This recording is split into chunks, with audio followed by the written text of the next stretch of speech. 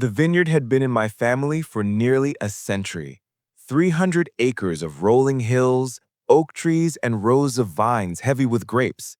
My grandfather had started it in the 1920s, survived Prohibition by making religious wine, and somehow kept it running through the Great Depression.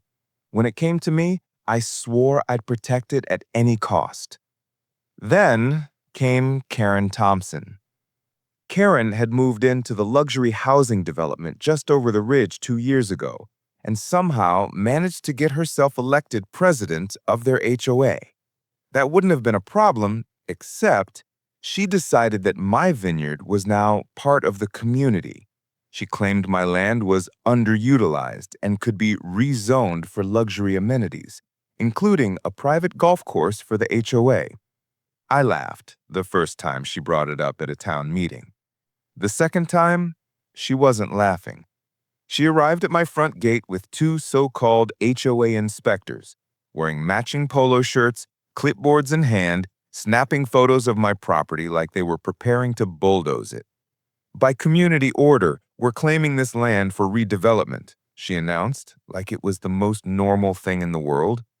I told her to get off my land before I called the sheriff. She smirked and said, "Oh, you'll be hearing from our lawyers." The next morning, I woke to find bright red, condemned notices stapled to my front gate and tasting room door. She'd filed fake reports to the county, claiming my irrigation system was dumping hazardous waste into the local creek. The county would have shut me down for months if I hadn't made some calls. What Karen didn't know was that the vineyard supplied wine to several state functions, and one of our biggest clients was a certain U.S. Senator's office. I called him directly. Within hours, the State Environmental Agency and federal agriculture inspectors were on site, running tests, verifying my clean water records. By noon, they'd cleared me of every single accusation. Then came the hammer. Turns out Karen's HOA wasn't just playing games. They'd been skimming special assessment fees from residents for years, funneling money into offshore accounts. One of the federal agents recognized her name from an ongoing fraud investigation. Suddenly, my vineyard wasn't the main story. Her embezzlement was.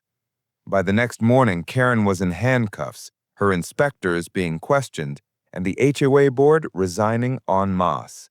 My security cameras caught the moment the agents led her past my tasting room, still in her tennis whites, hair a mess, screaming about community rights, as if that would save her. It didn't. Now, my vineyard is more popular than ever. The locals call that hill Karen's Ridge, as a joke, and I've still got the same 300 acres my grandfather started with. The only difference is, every time I walk past the gate, I smile at the memory of the day an HOA tried to take my land and ended up losing everything. I'm Liam. Subscribe for more HOA madness. Thanks.